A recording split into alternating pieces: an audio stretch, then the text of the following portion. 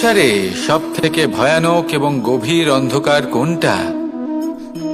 সেটা যখন মেঘ সূর্যকে ঢেকে দেয় এবং সংসার অন্ধকারাচ্ছন্ন হয়ে ওঠে, নাকি তখন যখন সূর্যাস্তের সময় ঘনিয়ে আসে, সূর্য ঢলে যায় এবং এই সংসারে অন্ধকার ছেয়ে যায়, নাকি সেই অমাবস্যার রাত্রি যখন চতুর্দিকে ঘন অন্ধকার থাকে এবং চন্দ্রমার প্রকাশ কোথাও থাকে না?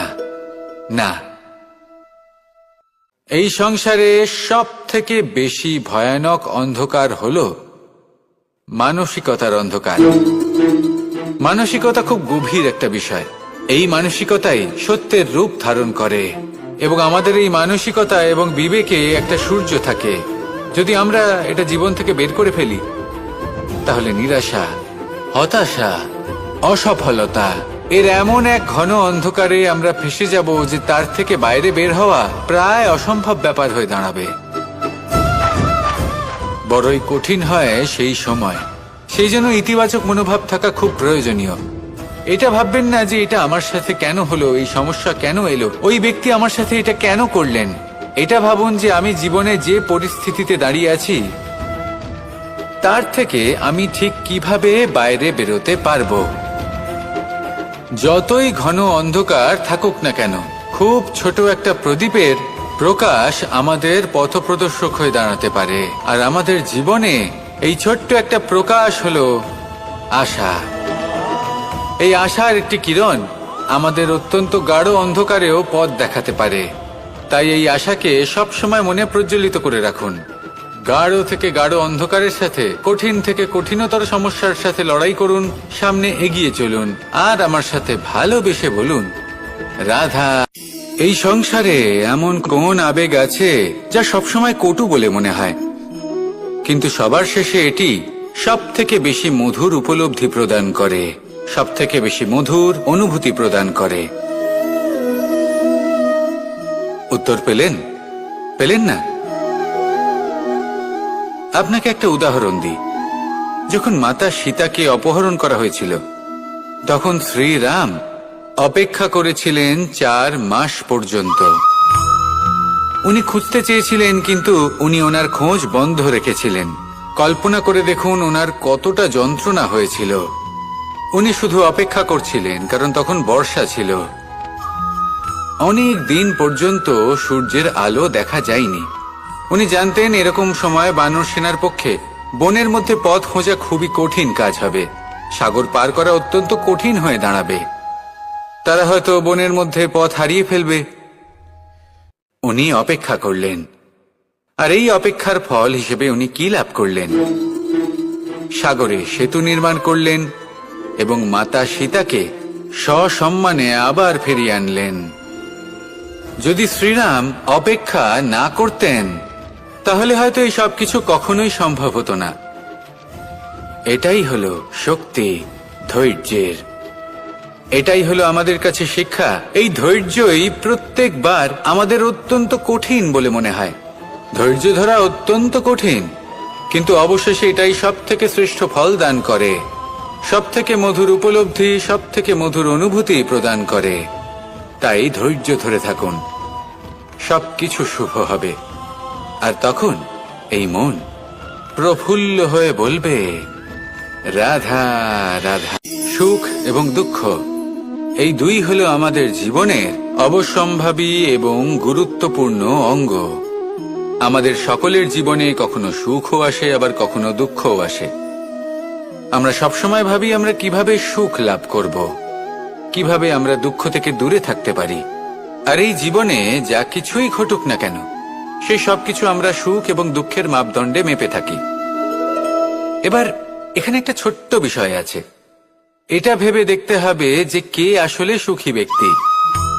সুখী ব্যক্তি হলেন তিনি, যিনি নিজের জীবনে নিজের কর্মের বিশ্লেষণ করে থাকেন, সেই বুঝে পদক্ষেপ নেন। উনি কি করতে চলেছেন সেটা উনি জানেন। আর যদি ওনার কোনো দোষ থাকে বা ভুল থাকে, তাহলে সেগুলো শুধরে নিয়ে এগিয়ে চলেন। সেই জন্য উনি সুখী হন। অন্যদিকে যে ব্যক্তি দুঃখী, তিনি কি করেন? তিনি নিজের উপর নয়, অন্যের উপর নিজের নজর রাখেন, যে তিনি কি করছেন, কিভাবে কর্ম করছেন। ওনারা অন্যের নিন্দা করেন, অন্যের সাফল্য দেখে ঈর্ষা করেন, ক্রুদ্ধ হয়ে যান, ওনাদের বাধা দিতে চেষ্টা করেন। সেই জন্যই তো ওনারা দুঃখী হন। এই সংসারে এমন অনেক ব্যক্তি আছেন যারা এই কারণে দুঃখী নন যে তাদের জীবনে দুঃখ আছে। তারা এই কারণে দুঃখ পান কারণ অন্যের জীবন অনেক বেশি সুখের। দেখুন, শেষ পর্যন্ত আপনাকে নিজের কর্মের প্রতি মনোসংযোগ করতেই হবে, অন্যের প্রতি নয়।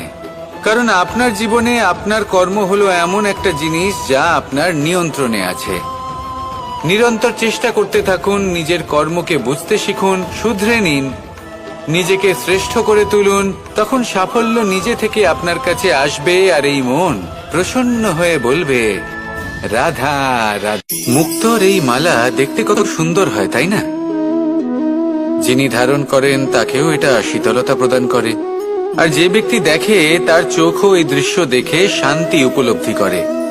কিন্তু ভাবুন, যদি এমন কিছু হয় যে সুতো দ্বারা এই মুক্তোর মালা তৈরি হয়েছে সেটা কেউ ছিঁড়ে দেয়, তাহলে এই মুক্তোর মালা ছিঁড়ে যাবে আর সমস্ত মুক্তো মাটিতে পড়ে যাবে, ছড়িয়ে পড়বে।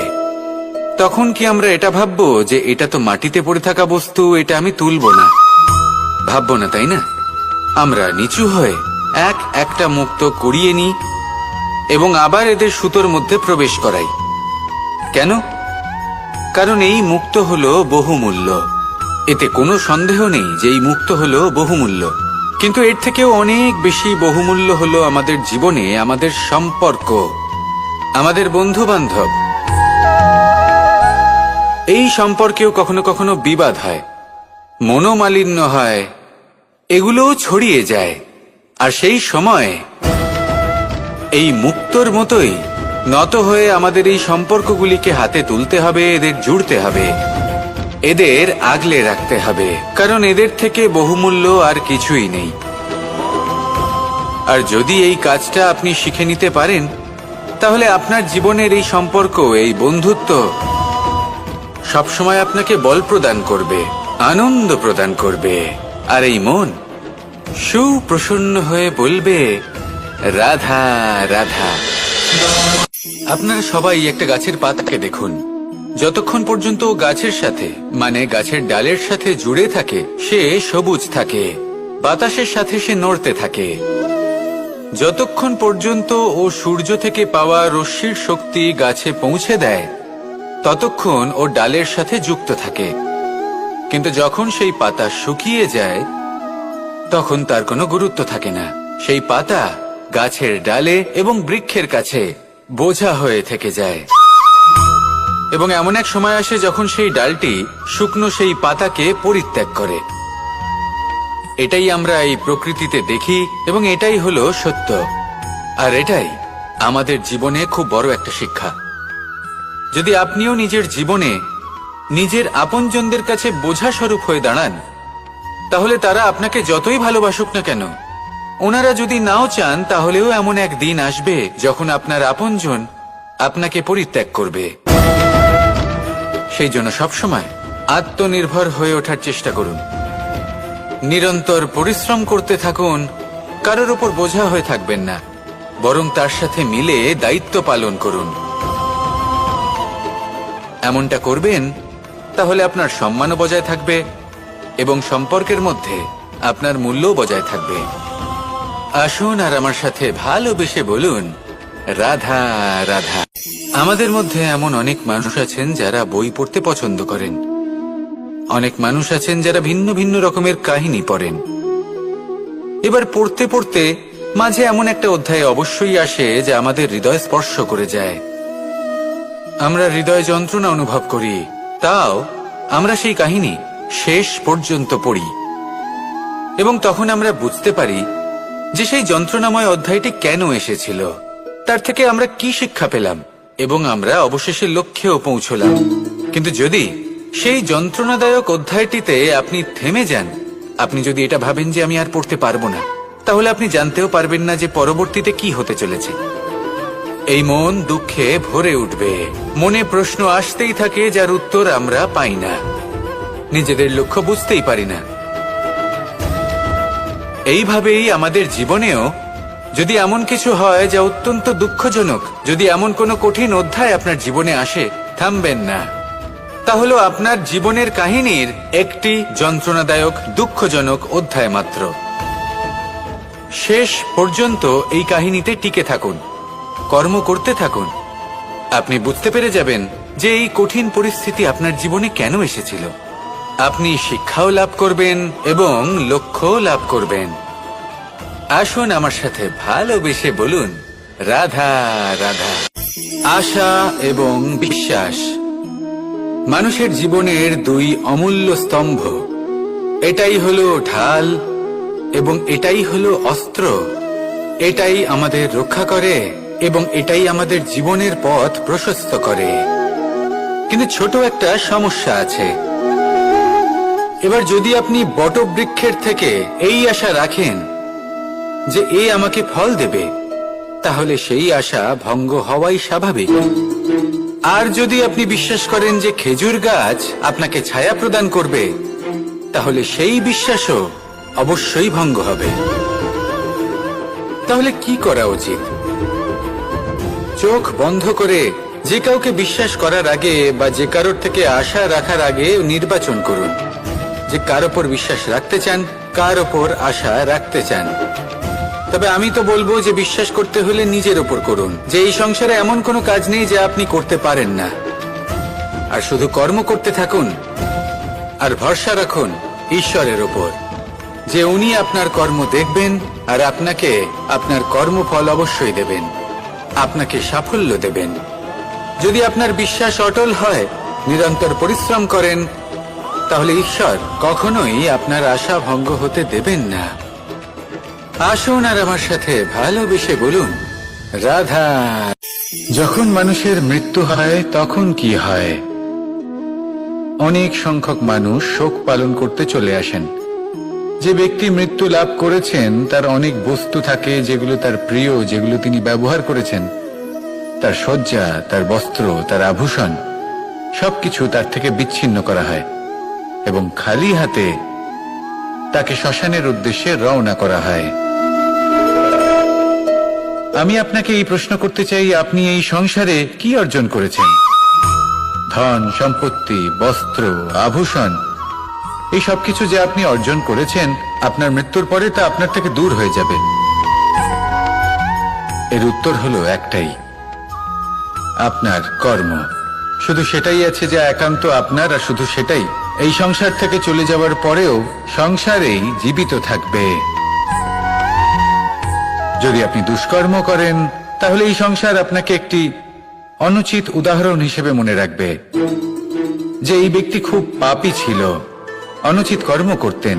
যে পথে তিনি চলেছেন সেই পথে কারোর চলা উচিত নয়। সেখানেই যদি আপনি সৎকর্ম করেন, তাহলে সংসার চিরকাল এটাই বলবে যে খুব ভালো মানুষ ছিলেন, সবাইকে ভালোবাসতেন, সবাইকে সাহায্য করতেন, আমার খুব প্রিয় মানুষ ছিলেন। এটাই হলো শ্রেষ্ঠ কর্ম। সেই জন্য জীবনে শুধুমাত্র ধন সম্পত্তি, আভূষণ এই সব অর্জন করতে গিয়ে নিজের মনোনিবেশ করবেন না। শ্রেষ্ঠ কর্ম করুন। সংসার থেকে চলে যাওয়ার পরেও এই কর্মই এই সংসারে আপনাকে জীবিত রাখবে। আসুন আমার সাথে ভালোবেসে বলুন, রাধা রাধা। এই শুকনো পাতাটিকে দেখুন, নিষ্প্রাণ হয়ে পড়েছে। কোনো একটা সময় এই পাতাটি একটা গাছের ডালে ছিল। সেই গাছ ওর লালন পালন করত। যখন যখন বাতাস বইত, এই পাতায় কম্পন দেখা দিত, মনকে প্রফুল্ল করে তুলত। কোনো একদিন এই পাতা গাছের ডাল থেকে ঝরে পড়ে গেল। নিঃসন্দেহে ও নিজের স্বাধীনতা পেল, কিন্তু আস্তে আস্তে শুকিয়ে গেল, নিষ্প্রাণ হয়ে গেল। দেখুন, আমি এই কথা বলছি না যে স্বাধীনতা অনুচিত, কখনোই না। কিন্তু যে কোনো পরিস্থিতিতে স্বাধীন হতে চাওয়া এটা নিশ্চিত রূপে অনুচিত।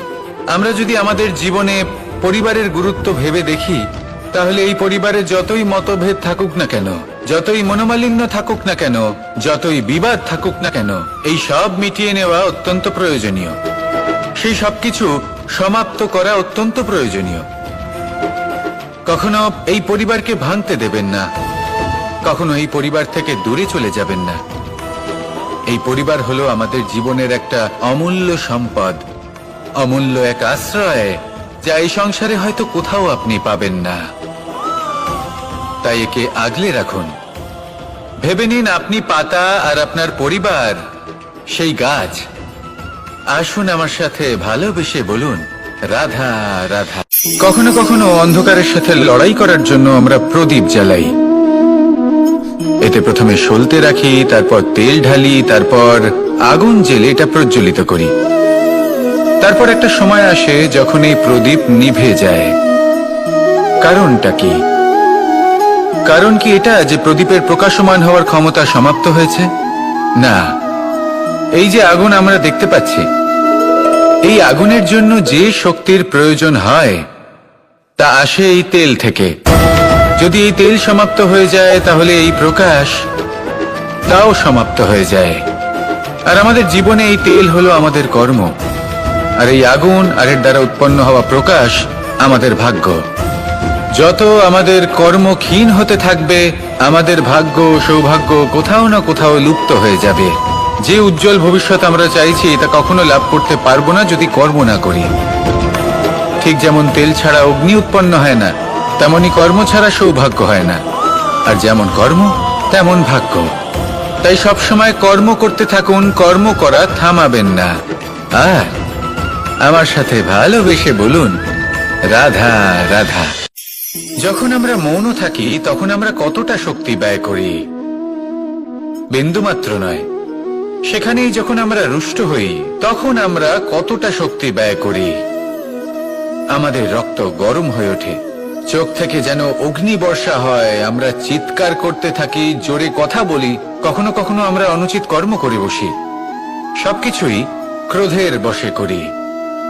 এবার এই ক্রোধকে মৌনতায় পরিণত করতে হবে। এই কাজটা চোখে দেখা যায় না, এই কাজ সরল নয়, এই কাজ হলো অত্যন্ত কঠিন, এবং এই কাজই শ্রেষ্ঠ।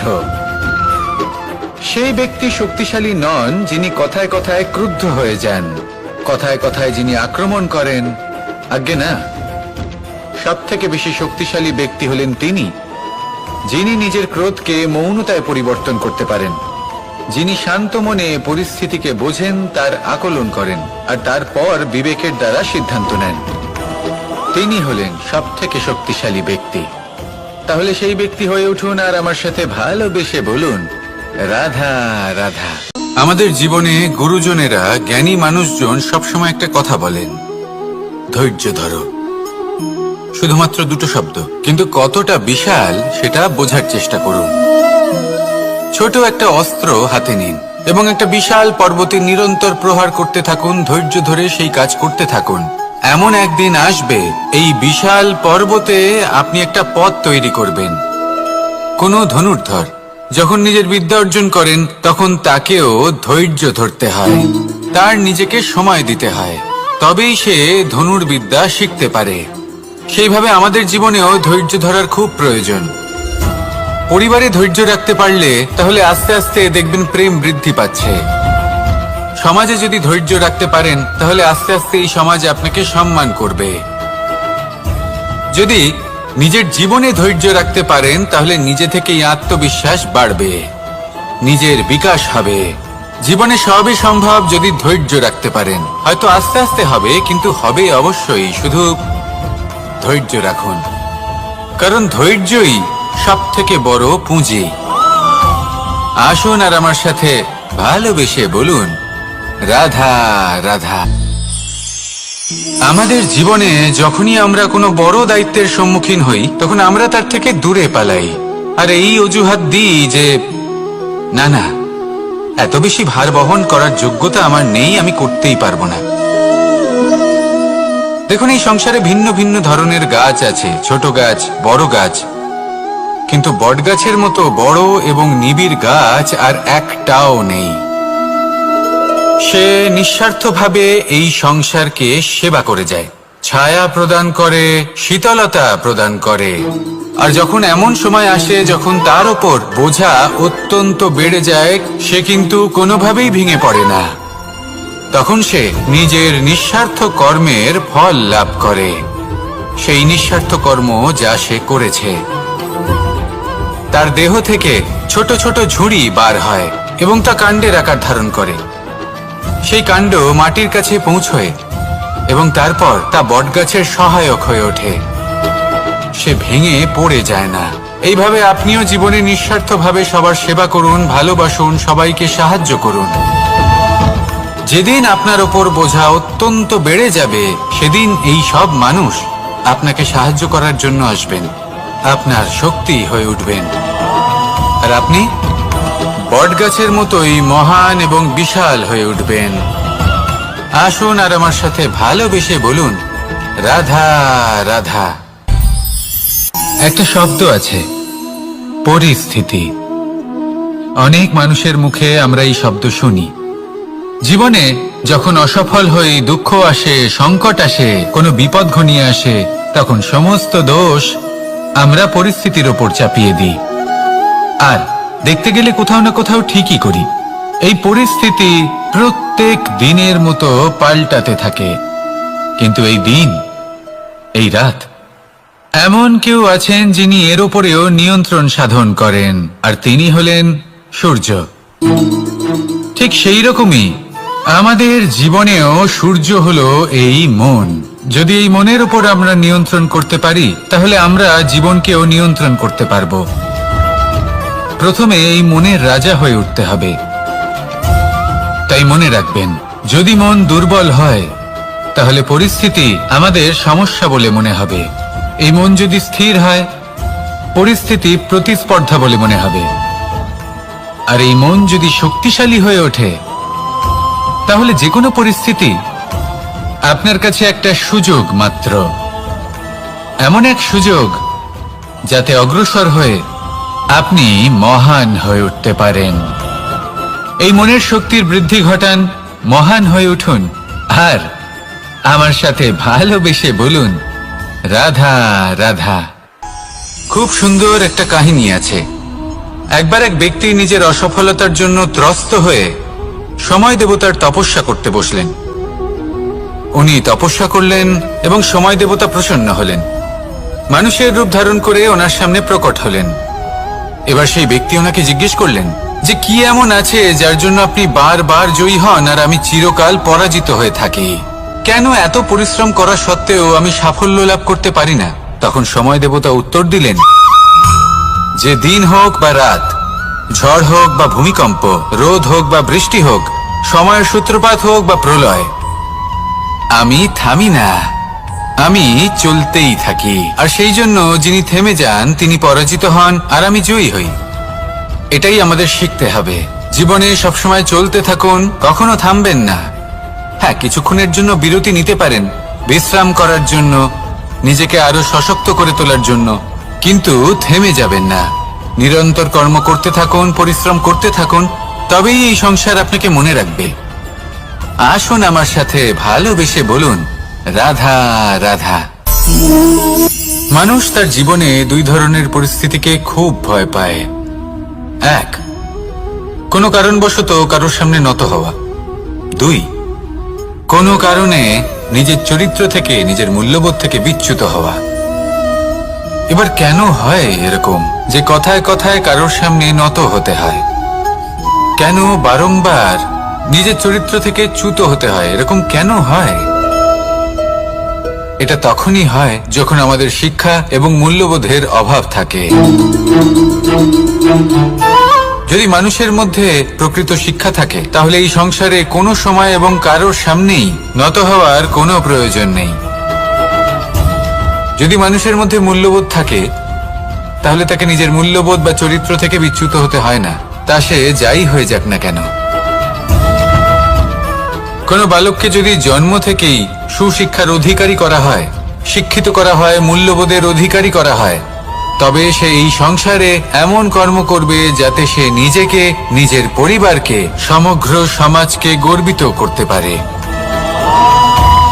শিক্ষা লাভ করুন, মূল্যবোধ লাভ করুন এবং আমার সাথে ভালোবেসে বলুন, রাধা রাধা। আমাদের সকলের জীবনে একটা লক্ষ্য থাকে যেটা আমরা লাভ করতে চাই। ঠিক যেন একটা প্রতিস্পর্ধা বিদ্যমান যে কে সব থেকে আগে নিজের লক্ষ্যে পৌঁছতে পারবে। আর সেই জন্য আমরা সকলেই খুব তাড়াতাড়ি এগোতে চেষ্টা করি, বড় এবং দীর্ঘ পদক্ষেপ ফেলি যাতে তাড়াতাড়ি নিজের লক্ষ্যে পৌঁছতে পারি। কিন্তু এক অত্যন্ত গুরুত্বপূর্ণ বিষয় আছে, সবসময় লক্ষ্য সামনে থাকবে না, কখনো কখনো তা খুঁজতে হয়। এই যাত্রা খুব কঠিন হতে পারে, আর ঠিক এই কারণেই সবসময় দ্রুত গতিতে চলা বা তাড়াতাড়ি পথে চলা সেটা আবশ্যক নয়। তার থেকেও বেশি গুরুত্বপূর্ণ হলো ভেবেচিন্তে তারপর পথ চলা। যদি ভেবেচিন্তে পদক্ষেপ ফেলেন, চলতে পারেন, তাহলে সেটাই সর্বশ্রেষ্ঠ পদক্ষেপ। কখন কোন দিকে যেতে হবে, কখন কোথায় দিক পাল্টানো যাবে না, কখন গতি বেশি রাখতে হবে, কখন কম, কখন থামবো, কখন চলবো, এই সব কিছুর বিষয়ে জ্ঞান অত্যন্ত গুরুত্বপূর্ণ এবং ভেবে চিন্তে চলতেই হবে। সেই জন্য শুধু তীব্র গতিতে সামনে এগোলে চলবে না, ভাবনা চিন্তা করে এগোতে হবে। আসুন আমার সাথে ভালোবেসে বলুন, রাধা রাধা। পায়েস হলো আমার বিশেষ প্রিয়। এর মধুর স্বাদ মনকে প্রফুল্ল করে তোলে। ছোটবেলায় মা আমার জন্য পায়েস বানাতেন এবং আমাকে বলতেন যে গরম থাকতে থাকতে খেয়ে নে কানাই, ঠান্ডা হয়ে গেলে ভালো লাগবে না। কিন্তু আমিও দুষ্টু ছিলাম, ঠান্ডা হওয়া পর্যন্ত অপেক্ষা করতাম, আর ঠান্ডা হয়ে যাওয়ার পরে মার কাছে যেতাম আর ওনাকে বলতাম যে মা, পায়েস তো ঠান্ডা হয়ে গেছে, এটা গরম করে দিন। তখন মা হাসতেন আর বলতেন যে পায়েস না হয় আমি আবার গরম করে দেব কানাই, কিন্তু এর মধুর স্বাদ, সেই মিষ্টত্ব, সেই সুবাস, সেটা আবার ফিরে আসবে না। কথাটা সত্যি, আর এই সত্যটাই আমাদেরও জীবনের সত্য।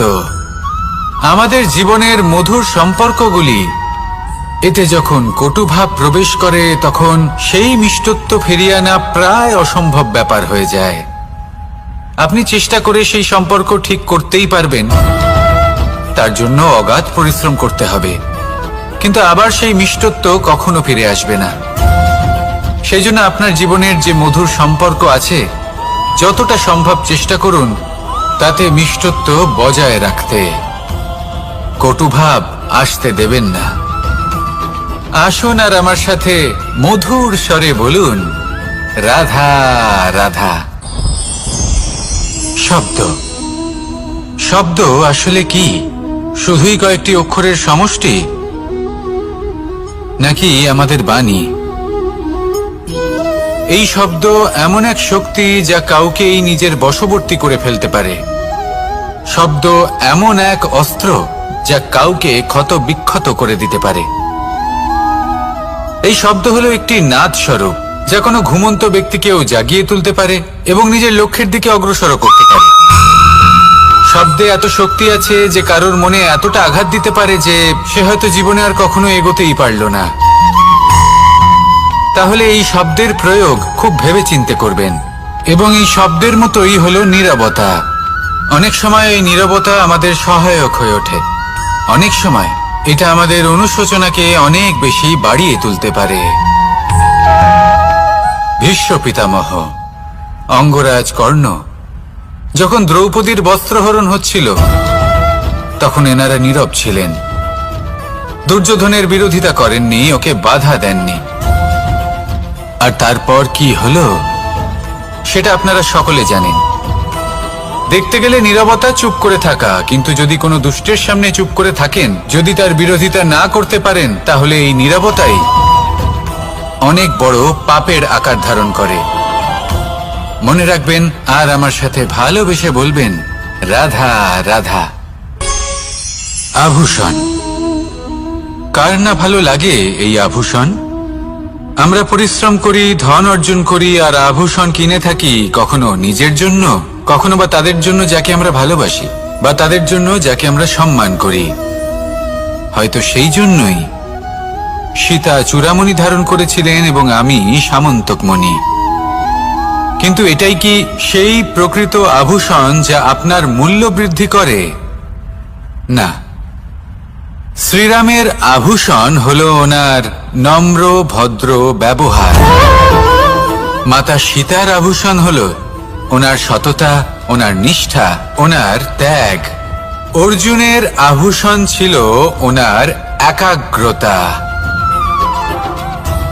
রাধার আভূষণ ওনার প্রেম। এই আভূষণ কোথাও নেই, আপনার মনে আছে। যদি আপনার মনে মিষ্টতা থাকে, তা শান্ত হয়, তাতে সততা থাকে, নিষ্ঠা থাকে এবং প্রেম থাকে, তাহলে আপনার অন্য আর কোনো আভূষণের কোনো প্রয়োজন নেই। আপনি যতই ভিড়ের মাঝে থাকুন, আপনার ঔজ্জ্বল্য চোখে পড়বে। আসুন আর আমার সাথে ভালোবেসে বলুন, রাধা রাধা। এই সংসারের সবথেকে বড় সত্যি হলো জন্ম এবং মৃত্যু, কিন্তু আরো বড় একটা সত্য আছে, মিত্র এবং শত্রু, যা আমাদের সকলের জীবনে থাকে। মিত্র সে যে আমাদের সঙ্গ দেয় এবং সংসারের সবথেকে উঁচু শিখরে আমাদের নিয়ে যায়, এবং শত্রু সে যে যে কোনো মুহূর্তে যে কোনো শিখর থেকে আমাদের নিচে ফেলে দিতে পারে। এবার বিচিত্র ব্যাপার হলো এটাই যে আমরা নিজেরাই এদের সাথে নিয়ে চলি, নিজেরাই এদের পালন করি। তা কি করে? প্রথমে বুঝুন এই মিত্র এবং শত্রু কারা। আপনার নিজের মন, আর কেউ নয়। এই মনই হলো মিত্র যখন তাতে ভারসাম্য বজায় থাকে, তা নিয়ন্ত্রিত থাকে, তা পবিত্র হয়। কিন্তু যদি এই মন অনিয়ন্ত্রিত হয়ে পড়ে, যদি আপনাকে সে নিয়ন্ত্রণ করতে শুরু করে, তখন সেই আপনার সবথেকে বড় শত্রু হয়। সেই জন্য এই মনের ওপর নিয়ন্ত্রণ রাখতে শিখুন, এতে ভারসাম্য বজায় রাখতে শিখুন। তাহলে আপনি এমন এক বন্ধুকে পাবেন যে আপনাকে এই সংসারের শিখরে পৌঁছে দেবে। আসুন আমার সাথে ভালোবেসে বলুন, রাধা রাধা। ঈশ্বর আসলে কে? সংসারের বেশিরভাগ মানুষের কাছে ঈশ্বর হলেন এই সংসারের রচয়িতা, পালনকর্তা। কারোর কাছে উনি জ্ঞাতা, কারোর কাছে উনি হলেন আস্থার প্রতীক, আবার কারোর জন্য শুধুমাত্র অন্ধ বিশ্বাস। কিন্তু এই ঈশ্বর কি কোনো শরীর, নাকি একটা বোধ, নাকি শুধুই শ্রদ্ধা? ঈশ্বর হলেন তিনি যিনি হলেন আপনার ইষ্ট। সেই জন্যই তো গুরু, মাতা, পিতা এনাদেরও ঈশ্বরই বলা হয়েছে। যাদেরকে আমরা ঈশ্বর বলে মনে করি, যারা আমাদের ইষ্ট, তারা আমাদের একটি পথ দেখান, একটি দিকে চালিত করেন। সেই পথে চলে আপনি শুভ কর্ম করতে পারেন। আর যখন কোনো ব্যক্তি তার ঈশ্বরের আদেশ পালন করেন, তখন সে নিজে থেকেই শুভ পথে অগ্রসর হয়ে যান। বেশ কয়েকজন মানুষ ঈশ্বরের ওপর আস্থা রাখেন এবং ভাবেন যে অনুচিত কোনো কাজ করা উচিত নয়, ঈশ্বর দেখছেন। ওনারা ভয় পান যে কোনো অনুচিত কর্ম করলে কে জানে তার পরিণাম কি হবে। এমন অনেক ব্যক্তি রয়েছেন যারা ঈশ্বরকে বিশ্বাস করেন এবং জানেন যে ঈশ্বর তাদেরকে দেখছেন, তাই যে যে শুভ কর্ম ওনারা করেছেন তার ফল তারা অবশ্যই পাবেন। এবার আপনি ভয় পেয়ে ঈশ্বরকে বিশ্বাস করবেন, নাকি বিশ্বাসের দ্বারা ঈশ্বরকে বিশ্বাস করবেন, সেই সিদ্ধান্ত আপনারই। কিন্তু হ্যাঁ, যদি আপনার মনে ঈশ্বরের জন্য কোনো স্থান থাকে, যদি আপনার কোনো ইষ্ট থাকেন, যদি আপনি কাউকে ঈশ্বর মনে করেন, যার প্রত্যেক আদেশ আপনি পালন করে থাকেন, তাহলে বলি, ঈশ্বর কখনো আপনাকে অনুচিত পথে চালিত করবেন না। আসুন আমার সাথে ভালোবেসে বলুন, রাধা রাধা। এই সংসারে ভিন্ন ভিন্ন ধরনের গাছ আছে, অসংখ্য ধরনের প্রজাতি আছে। কিছু গাছ পাতা দিয়ে থাকে, কিছু ফুল, কিছু ফল। কেউ ছায়া প্রদান করে, কেউ শীতলতা প্রদান করে, কেউ নিজেকে খুব কষ্ট দিয়ে এই সংসারের বিকাশে সহায়ক হয়ে ওঠে। কিন্তু এই সবার মধ্যে একটা বিষয় কিন্তু সমান, এরা প্রত্যেকেই পাতা ছাড়া, ফুল ছাড়া, ফল ছাড়া জীবিত থাকতেই পারে, কিন্তু কোনো বৃক্ষই শিকড় ছাড়া বেঁচে থাকতেই পারে না। এটাই হলো রাধার। ঠিক সেইভাবেই আমাদের জীবনে শক্তি হোক, ধন হোক বা সাফল্য হোক, আমাদের বা আমাদের পরিবারের প্রসন্নতাই হোক, এই সব কিছুর আধার হলো, সবকিছুর মূল হলো পরিশ্রম। তাই জীবনে চিরকাল পরিশ্রম করতে থাকুন।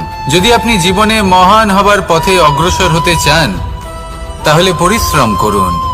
এই পরিশ্রম দ্বারাই নিজের পরিবারকে প্রসন্ন করুন, নিজের বন্ধুদের প্রসন্ন করুন, এই সমাজকে গর্বিত করুন। আসুন আমার সাথে ভালোবেসে বলুন, রাধা রাধা। কখনো কোনো বাগানের কোনো বৃক্ষকে দেখেছেন যেখানে সুগন্ধি ফুল থাকে, রসালো ফল থাকে? তখন মন প্রফুল্ল হয়ে ওঠে, মন থেকে সেই বৃক্ষের প্রতি ভালোবাসা জন্মায়। কিন্তু যিনি বাগানের মালিক, শুধুমাত্র তিনিই জানেন যে কিভাবে এই বৃক্ষকে আগলে রাখতে হয়, কিভাবে তার পরিচর্যা করলে এতে সুন্দর সুগন্ধি ফুল হবে, রসালো ফল হবে। কখনো কখনো প্রয়োজনের থেকে বেশি রোদ পেলে এই বৃক্ষগুলি শুকিয়ে যায়, প্রয়োজনের থেকে কম রোদ পেলেও এই বৃক্ষ কিন্তু শুকিয়ে যায়। প্রয়োজনের থেকে কম জল যদি পায়, এই বৃক্ষ শুকিয়ে যেতে পারে। প্রয়োজনের থেকে অতিরিক্ত জল যদি পায়, তখনও এই বৃক্ষের শিকড়গুলি নষ্ট হয়ে যেতে পারে। এবার এটাই কিন্তু আমাদের সংসারের সাথেও হয়। আমাদের সংসারের সকল প্রতিভাশালী ব্যক্তি, যেমন লেখক, বিচারক, প্রবক্তা, যোদ্ধা, এদের সবার ক্ষেত্রে এই কথাটাই প্রযোজ্য। যদি বেশি প্রশংসা করা হয়, তাহলেও এরা হারিয়ে যাবেন। প্রয়োজনের থেকে বেশি যদি নিন্দা করা হয়, তখনও তারা নত হয়ে পড়বেন। তাহলে আপনি এদের রক্ষা করুন এবং নিজেদেরও। মনে রাখবেন একটা কথা, জেনে রাখুন কখন কোন নিন্দায় আপনি লজ্জিত হবেন না, আর কখন কোন প্রশংসার দ্বারা নিজের মধ্যে অহংবোধ জাগ্রত করবেন না। এই মন সুপ্রসন্ন হয়ে বলবে, রাধা রাধা। সময় কত বিচিত্র হয়। সময় আমাদের পক্ষে থাকলে আমরা নিজেদের রাজা মনে করে নিই, আর সেই সময় যদি বিপক্ষে চলে যায়, তাহলে নিঃস্ব হতে সময় লাগে না। তাই মানুষের একটা অভ্যেস আছে, খারাপ সময়ের জন্য কিছু সঞ্চয় করা। আত্মীয়, বন্ধু খারাপ সময় পাশ থেকে সরে যায়। যশ, মান প্রতিকূল সময় চিরস্থায়ী হয় না। তাই মানুষ মনে করে অর্থ সঞ্চয় করাই শ্রেয়। অর্থের কোনো হৃদয় নেই যা সময়ের সাথে পরিবর্তিত হবে। সংসার বলে সর্বদা অর্থ সঞ্চয় করতে থাকুন।